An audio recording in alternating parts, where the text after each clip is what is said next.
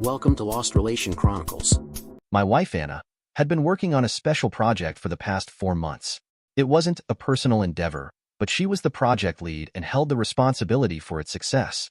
This project was crucial for both her and her company, Covington Group, as there was a real chance the company would collapse if it wasn't completed successfully. Anna had a bachelor's degree from Albright and an MBA from Wharton. She was definitely the smartest person in our family. I, on the other hand, started working as an auto mechanic right after high school, and after 21 years, I was still in the same trade. I didn't mind, though. I enjoyed the work, and it paid well enough to support Anna through college and raise our 2 kids. We weren't living luxuriously, but we were getting by. Anna got pregnant just 3 months after we married, at 18. The first few years of our marriage were tough as we lived with my parents in their big house. With 4 of my siblings already gone, they had the space, and it also meant we had built-in childcare while Anna pursued her college degree. It took her 6 years to complete her 4-year degree, thanks to 2 pregnancies along the way, but she managed to get through it. Meanwhile, I worked steadily and picked up overtime whenever necessary. After Anna graduated from Wharton, we rented our own place. She had offers from several large firms, but they all required us to relocate. I was okay with moving, but Anna wanted to stay close to home. That's why she chose to work at Covington Group. It paid well, but more importantly, it gave her responsibility and the chance to move up in the company. Anna was a dedicated, hardworking employee. The big presentation was set for Thursday at the recent hotel in Philadelphia. I took a few days off from my job to help her however I could.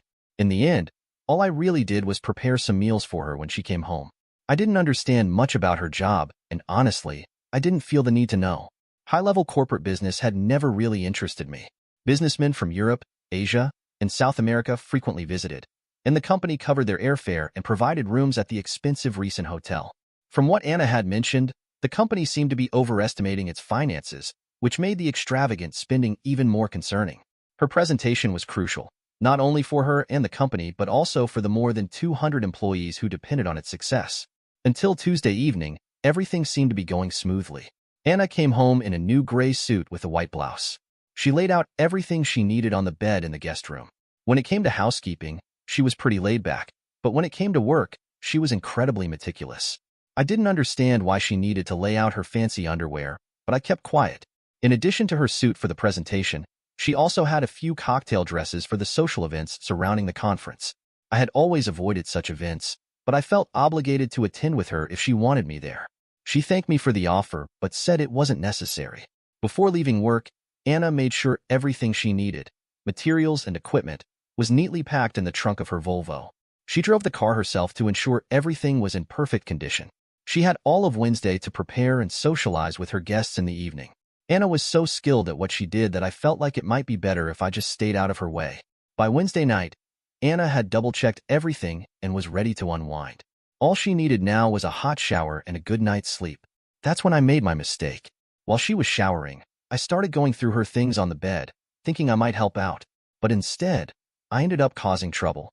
As I shifted things around, a small white envelope fell out of her makeup bag. It was from a drugstore, but not the usual one we used. Inside were 10 pills, and the instructions were unclear. Take 1 pill, and if necessary, a second pill 12 hours later. I had no idea what the medication was, and I thought it might be something to help with anxiety or nerves, but the instructions didn't make sense. The prescription was in her name. I put the envelope back where I found it as Anna finished her shower. I decided I wanted to know more about the medication before confronting her. Of course, mentioning it would mean admitting I had gone through her things, and I hated dilemmas like that. After Anna had gotten ready for bed, I went to the computer and typed in PR. 10 minutes later, I joined her under the covers, but I lay awake all night, wondering why she had picked up a prescription for the morning after pill, especially after I had a vasectomy 10 years ago. The next morning, I woke up early, but I wasn't rested. I took a long walk, hoping it would help clear my head. Reluctantly, I headed home, dreading what might happen when I got there. Our son, Josh, had joined the Navy after high school and was in his freshman year in San Diego. Our daughter, Elaine, married her childhood sweetheart last year and had just moved to Dallas. That left just Anna and me. I missed the kids, but I looked forward to growing old with Anna. She was the only woman I'd ever been interested in, and now it seemed everything was falling apart. If Anna was having an affair, she was hiding it well. Of course, I never checked up on her, never looked at her emails or cell phone calls. I had no reason to. I trusted her completely. I had no idea what she was doing at work or after work, but I trusted her. When I got home, Anna was in the kitchen. Where the hell have you been? Want some eggs or something? No, just coffee. Not feeling very talkative. What's wrong, honey? She asked. It's only for 3 days. You can come if you want, but you'll be bored to death. I really don't want to go, but I hate leaving you alone. I worry when you're not here. That's sweet, darling, but it'll be fine. I'm not leaving the hotel most of the time. I'll spend most of today making sure the conference room is ready, and tonight I'll be meeting with potential clients. Tomorrow, I probably won't even have time to pee. I'll be home as early as possible on Friday. I promise you a great weekend if you know what I mean. That all sounds good, but you can't blame me for worrying. I'm just an auto mechanic, and I have this beautiful, successful wife. Sometimes it feels like you're more focused on advancing your career than your family. Stop it, she snapped. I've always respected what you do for a living. You raised 2 great kids and put me through college. You're a great husband, a great father, and a good provider. Don't ever forget that. I finished my coffee as she cleared the table. Do you want me to call you? No, that's not a good idea. I'll have my cell phone off, and we'll turn off the room phone for the night so I can get some sleep. I'll call you every chance I get. I helped her load the car, and she was as meticulous about it as she was with everything else. It would take her about 3 hours to get to the recent hotel. I stood on the porch and watched her leave, but I didn't ask her about the pills. The rest of the morning, I stayed on the porch, feeling more worried than I ever had before. I felt small, insignificant, and out of my league. I was just a small-town guy with a mediocre job, and she was this successful, powerful woman. It felt like a mismatch, and I couldn't help but wonder if I should have noticed it earlier. I felt foolish. The best suit I owned was a blue blazer and a pair of pants. At least I had a few ties, even though they were at least a decade out of date. I had just finished getting dressed when the landline rang. Hey, sweetie, I just wanted to let you know I got here okay. The drive was fine. Traffic wasn't too heavy. I'll call you tonight. I'm in room 714. If you need to reach me, you can call me on my cell, or I'll be at my parents' or my brother's tonight. Okay, love you, I replied, hearing the click of the phone. I took my time heading to Philly, not going straight to the recent hotel. I stopped first to grab a steak and cheese, knowing it would be a long night. I wasn't sure what I was going to do. I parked in the hotel garage and just sat there for a while, unsure of when I should go inside. Eventually, my cell phone rang, and it made the decision for me. Henry, everything's settled. I'm going downstairs to meet some people and have dinner. You didn't forget anything, did you? No, everything's fine. I've got everything in my room for tomorrow. Do you need anything? No. Henry, relax. I'm turning my phone off now. I'll call you tomorrow morning. All right. Chuckles, have fun. It's not fun, Henry, it's work, she said, and the line went silent. I didn't look too out of place in the hotel lobby. The restaurant and conference rooms were packed, so I could remain unnoticed. I picked up a little brochure showing the layout of the hotel rooms and wandered around, stopping to look at the crowd. I had no idea what I'd do if Anna saw me. I'd find out when the time came. I found an event board listing all the rooms being used by the various groups. Covington Group didn't have any rooms reserved for Wednesday night, which struck me as odd. Anna had said she wouldn't leave the hotel, but now I wasn't so sure. There were 3 dining rooms: family, casual, and fine dining. Anna wasn't one for dining with kids, so I went to the casual room first. It only took 5 minutes to confirm she wasn't there. I had better luck in the gourmet lounge. It was a cozy booth tucked in the corner, perfect for private meetings. Anna was wearing a black cocktail dress with a plunging neckline and pearls. She looked elegant, and her companions seemed to appreciate it. I recognized a few of the people Anna worked with, but this man wasn't one of them. He looked familiar, but I couldn't place him. The lounge wasn't crowded, and there were plenty of empty seats, so I had no trouble crossing the room. The candles on the tables were small, glass holders, and I blew out mine, telling the waiter it was bothering my glaucoma. I ordered my usual chicken dish and settled in. The waiter poured my coffee for the 3rd time. "Excuse me," I said. "The guy at the table across from me looks really familiar. Do you know who he is?" "Oh sure, that's Lewis Grant. He's a member of the town meeting and is expected to run for Congress in the next few years. Is that his wife with him? She's very pretty." "No, this is the first time I've seen her. He always uses that table for special ladies, if you know what I mean." I smiled and asked for the check. I had never seen Anna so attentive with a man before. It was as though she was hanging on every word he said, like he was some kind of god. They weren't being inappropriate, but it definitely wasn't a platonic or business exchange. When I left, they were finishing their second bottle of wine. Now it all made sense why she brought that fancy lingerie with her. I made myself comfortable in a corner of the lobby where I couldn't be seen. 10 minutes later, they walked out of the restaurant, Anna holding his hand as they made their way across the lobby to the elevator. I watched the elevator's floor indicators carefully. When it stopped on the third floor, I felt a flicker of relief. It meant she hadn't taken him to her room. But when it didn't go to the seventh floor, my stomach sank. It meant she had gone to his room. Just in case I was wrong, I stayed in the lobby and watched the elevator for an hour. People came and went, but Anna wasn't one of them. I retrieved my empty suitcase from the car and headed to the front desk. Even though I could prove I was her husband, it was surprisingly difficult to get a keycard. After a phone call to the room with no answer, they relented. Finally, I was on my way to room 714 with the keycard. I didn't turn on the lights when I entered. Instead, I sat in the dark room for over an hour, making sure she wouldn't return just yet. I packed all her clothes and personal belongings, leaving nothing behind. I checked the package of Previn. There were still 10 pills left. On the dresser, everything was neatly arranged for her presentation the next day. I began filling the suitcase with the 24 specially bound promotional folders and 20 regular folders. A digital projector went in next, followed by her laptop. I took Anna's purse and cell phone, which she had left behind in the room. All she had with her was a small clutch, probably with just a tube of lipstick inside. I carefully checked every corner of the room, making sure I hadn't missed anything. Once I was sure I had everything, I placed her car keys and my wedding ring on the dresser. Aside from those two items, the room was entirely empty.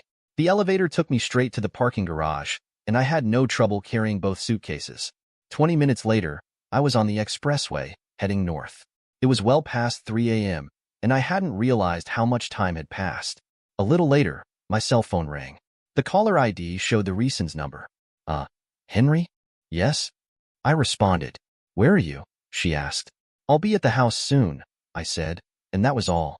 The line fell silent. Salesmen often say the first one to speak loses, and it felt like an eternity before she finally spoke again. I'm sorry, she said, without asking any questions, and then hung up. I turned my phone off. It was clear she had gone back to her room. Later that day, she was supposed to give a presentation that would save her company and possibly earn her a promotion. I stored the suitcases in the attic of the garage. Anna never went there, and she never would have thought to look for anything there. At this point, I wasn't sure it mattered anymore. I gathered all my clothes and personal belongings. Most men have their own tools, and it's usually a necessity for the job. I stopped by the store to load mine into the Subaru, then picked up my last paycheck. By the time the banks were open, I withdrew all the money from my accounts. I had enough to live on for a few years, but I knew I'd need to find a job soon.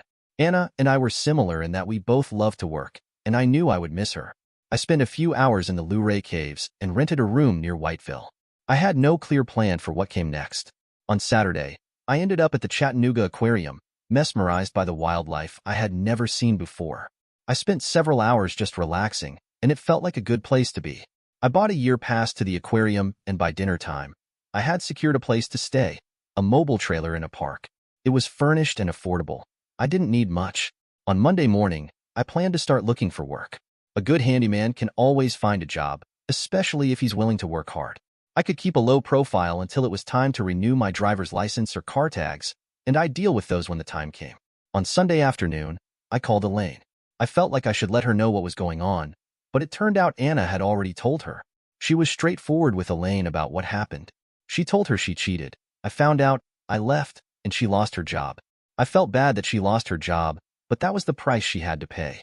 I asked Elaine to update Josh the next time she spoke to him, and I also mentioned that I'd check in about once a month to see how things were going. I didn't tell her where I was. By noon the following day, I had a job.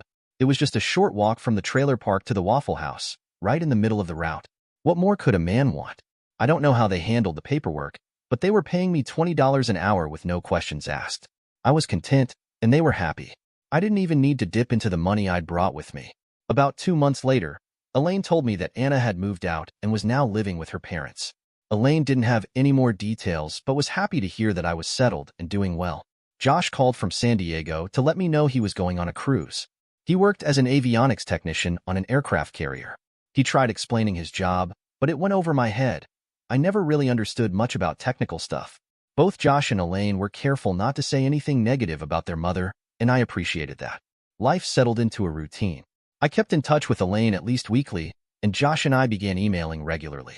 Elaine spoke to Anna, but she didn't share much about what Anna was doing or where she was. I never filed for divorce, and it seemed Anna hadn't either.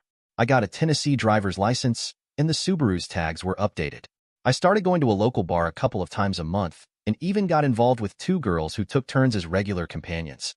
They weren't looking for commitment, and neither was I, so it worked out for all of us. Life was good. That was a long time ago, and eventually, I stopped thinking about Anna. After a while, the Subaru started having trouble.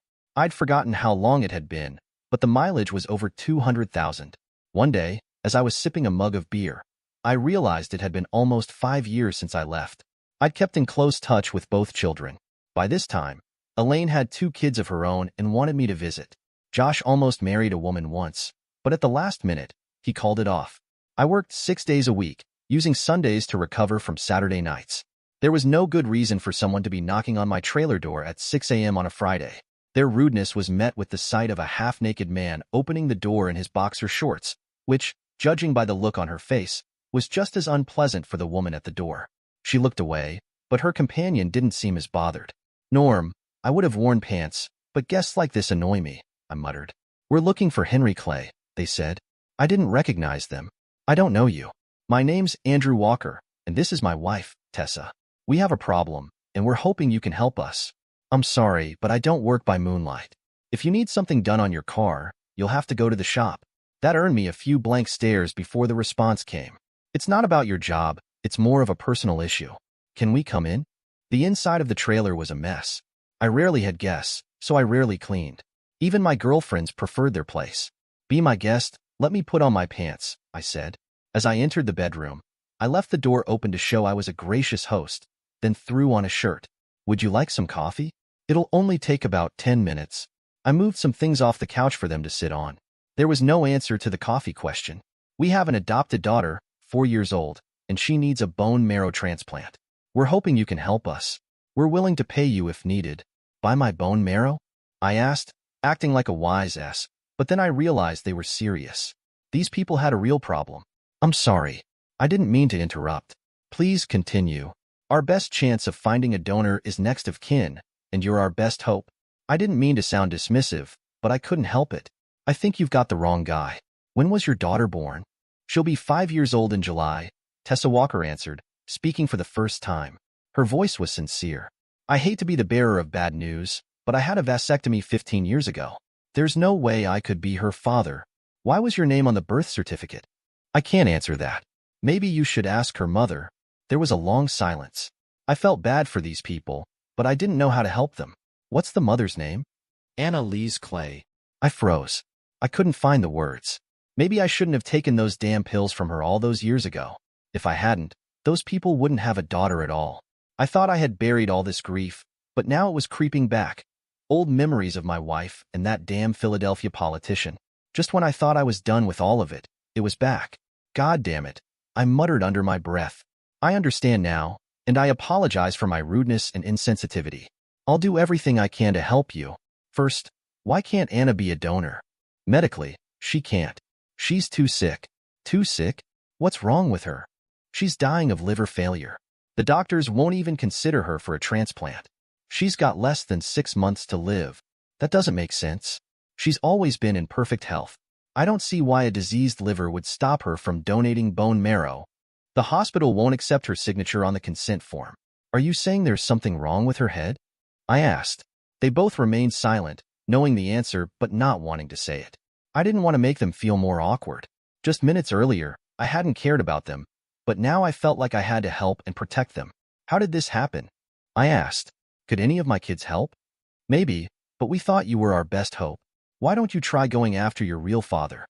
"We thought it was you. We have no idea who else it could be." Anna never mentioned another possible father. In fact, she was in no condition to explain anything, Tessa added. "We got most of our information from the adoption agency." I needed to get the coffee going and take a leak. "Excuse me for a moment," I said as I left them sitting there while I brewed the coffee. It only took a few minutes, and I quickly relieved myself, trying to be discreet. I had already embarrassed Tessa enough. "Where do you live?" I asked. "Westchester, Pennsylvania. I'll make you a deal. If I tell you who your daughter's real father is, You have to promise me you'll pursue him relentlessly until you get what you need. What are you talking about? Your daughter's father is a prominent politician in Pennsylvania. He will deny everything and probably use legal documents to stop your efforts. But if you push hard enough to get him to admit the child is his, you might be able to shame him into helping.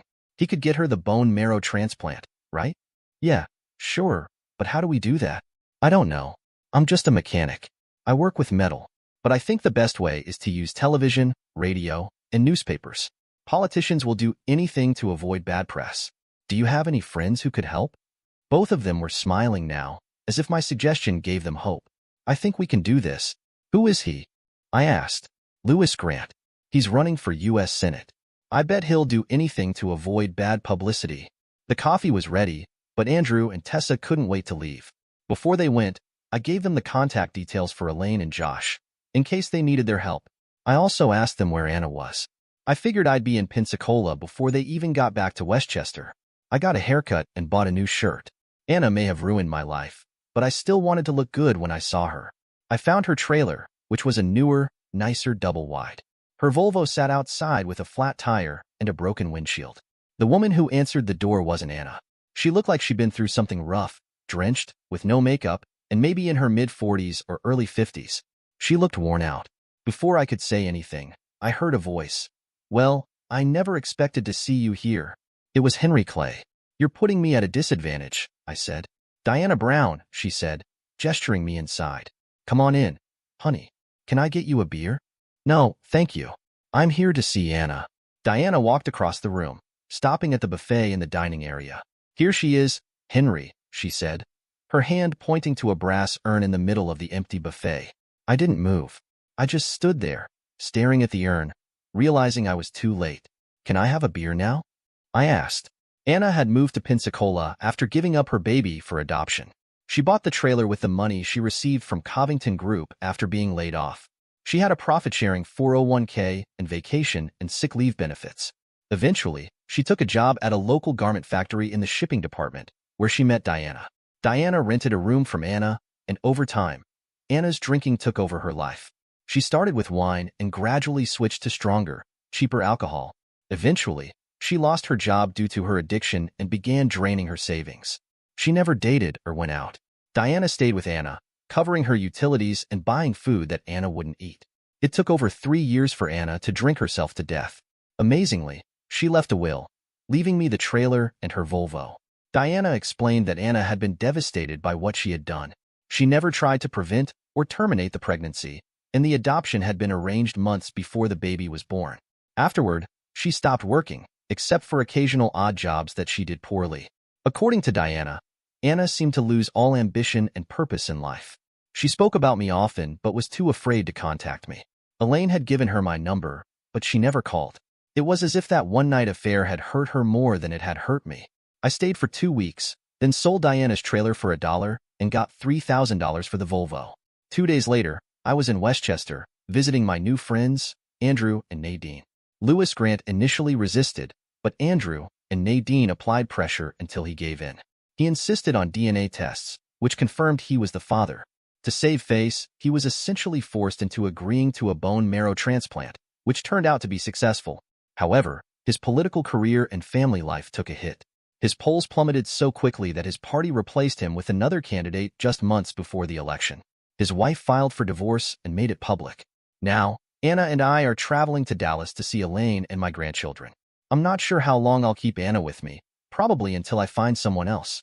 Dear listeners, please share your thoughts in the comments section below and don't forget to like, share, and subscribe.